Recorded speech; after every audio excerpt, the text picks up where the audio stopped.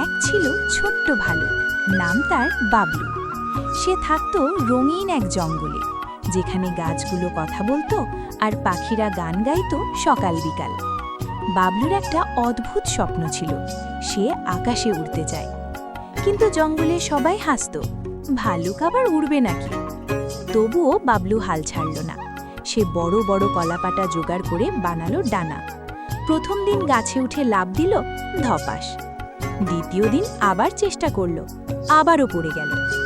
একদিন তার বন্ধু টিয়া পাখি বলল, উড়তে হলে শুধু ডানা নয়, বিশ্বাসও লাগে। সেদিন বাবলু গাছে উঠে চোখ বন্ধ করে বলল, আমি পারব। হঠাৎ ঝড়ো হাওয়া এলো, তার পাতার ডানায় বাতাস ভরল, আর বাবলু একটু হলেও ভেসে উঠল। সেদিন থেকে সবাই তাকে নিয়ে হাসা বন্ধ করল, কারণ তারা বুঝল স্বপ্ন বড় হলে চেষ্টা থামানো যায় না। ভিডিওটি ভালো লাগলে লাইক করো, সাবস্ক্রাইব করো।